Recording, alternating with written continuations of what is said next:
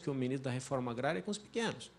Alguém precisa pegar essas visões setoriais, que todas têm a sua lógica e a sua legitimidade, sobrepor os interesses e organizar os interesses. E organizar o processo de tomada de decisão superior em cima da lógica da identificação dos conflitos entre os interesses e da arbitragem entre os interesses. O que não acontece no Estado brasileiro.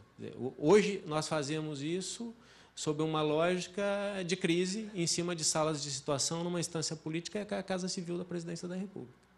E o nosso Ministério de Planejamento é um Ministério de Orçamento, é um Ministério de Gestão de Recursos Humanos, é um Ministério de Gestão da Informação, mas não é um Ministério de Planejamento. As nossas secretarias de planejamento nos estados também não o são. E as nossas secretarias de desenvolvimento são secretarias de atração de empreendimentos. Então, a lógica de caixinha, no que diz respeito à parte dos segmentos de governo que trabalham com as esferas produtivas, na verdade, transforma os ministérios em representantes sindicais dos seus setores, dos setores aos quais eles estão vinculados. Eles são a caixa de ressonância. O MAPA é a caixa de ressonância dos ruralistas. O Ministério do Desenvolvimento, Indústria e Comércio é a caixa de ressonância do setor industrial. E, assim, o Ministério de Energia dos empreendedores e das empreiteiras do setor energético. E o Estado não cumpre o seu papel. Portanto, nós temos ainda, embora essa lógica de diminuição do tamanho do Estado tenha perdido potência, nós temos na estrutura do Estado uma lógica que reproduz a fragmentação das caixinhas e a ausência de governança, que é uma coisa na qual o PT do Rio Grande do Sul tem uma experiência diferenciada, especialmente o Tarso já escreveu muito sobre isso que ele chama de governar o governo, né? Ela leva a esses problemas que o Márcio trouxe e a contradições muito fortes nessa relação. E, obviamente, a ausência de um planejamento de políticas de desenvolvimento de médio e longo prazo impede que a dimensão ambiental seja incorporada numa visão de médio e longo prazo. E a dimensão ambiental vista no curto prazo, ela é só conflito, porque ela se encerra num instrumento regulatório, que é o licenciamento ambiental, que avalia os projetos depois que a decisão sobre eles já foi tomada. A fase de avaliação de, por exemplo, se você tem um problema que é transportar soja de um lugar do centro do país até o porto, e se você vai fazer uma ferrovia, uma estrada ou uma hidrovia para resolver esse problema, ela é uma decisão estratégica tomada anteriormente ao licenciamento desse empreendimento. Então, o governo decide que vai fazer uma estrada e depois ele entra com o projeto da estrada. E isso gera o conflito que, por exemplo, nós temos gerado há pelo menos, Tarso acompanha isso, há pelo menos 3 anos, na BR-319, que liga Manaus a Porto Velho, que há um conflito insolúvel dentro do governo, entre 2 ministérios, em cima da polêmica se o negócio vai ser uma estrada ou se vai ser uma ferrovia, né?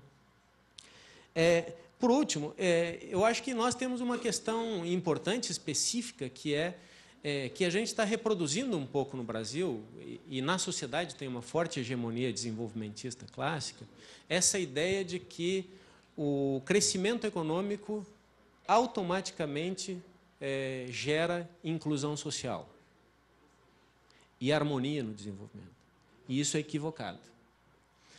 E isso é muito presente na lógica de inserção dos grandes empreendimentos de infraestrutura e do setor produtivo nas diferentes regiões brasileiras.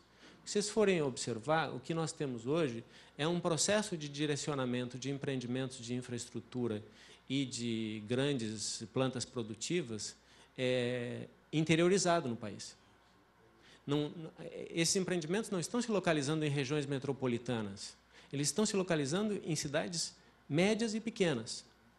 E nós temos um processo hoje que é mais ou menos o seguinte: a gente não pensa a obra de infraestrutura, que é um importante vetor de indução à ocupação do território, ou o empreendimento produtivo, que é uma importante âncora potencial de desenvolvimento da região, como uma âncora de desenvolvimento regional. Então, se vocês forem pegar os principais empreendimentos do PAC, por exemplo, nessas regiões o governo tem política de instalação do empreendimento e tem política social. Mas há uma desconexão entre a política social e a política de atração do investimento. Então, em geral, o que nós dizemos para essas pessoas? Uma cidade, eu acompanho empreendimentos que são assim: a cidade tem 20 mil habitantes, o empreendimento vai ter 20 mil habitantes no pico da obra. e depois que a obra terminar vai ficar uns 5 mil, certo? A gente diz o seguinte, vocês têm que suportar o impacto disto porque isso faz bem para o país.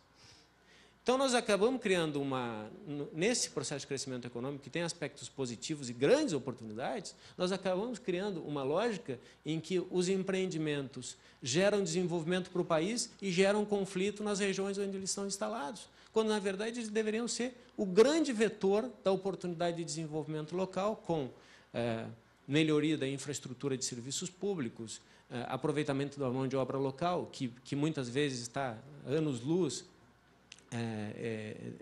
da sua capacidade para ser aproveitada nesses empreendimentos produtivos e outras coisas, né?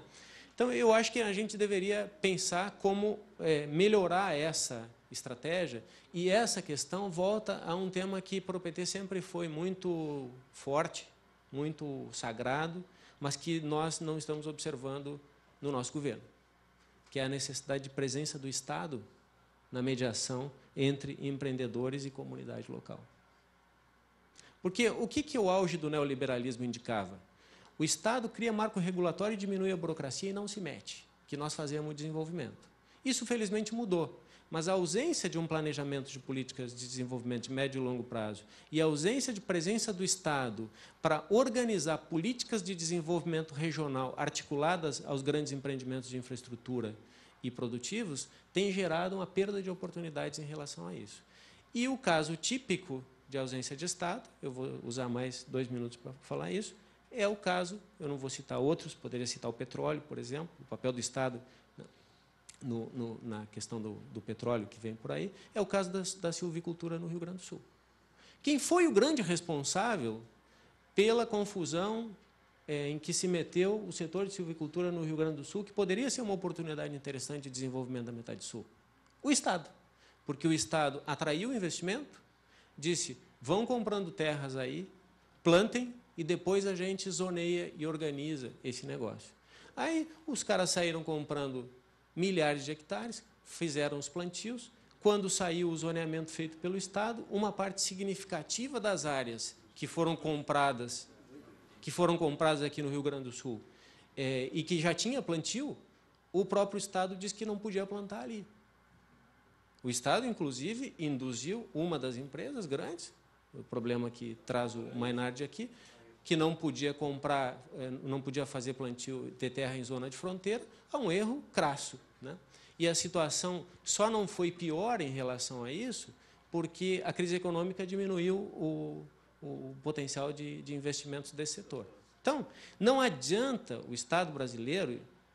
Agora, essa semana passada, o Ministério da Agricultura divulgou 2 zoneamentos, 2 semanas atrás. O zoneamento da silvicultura e o zoneamento da cana-de-açúcar.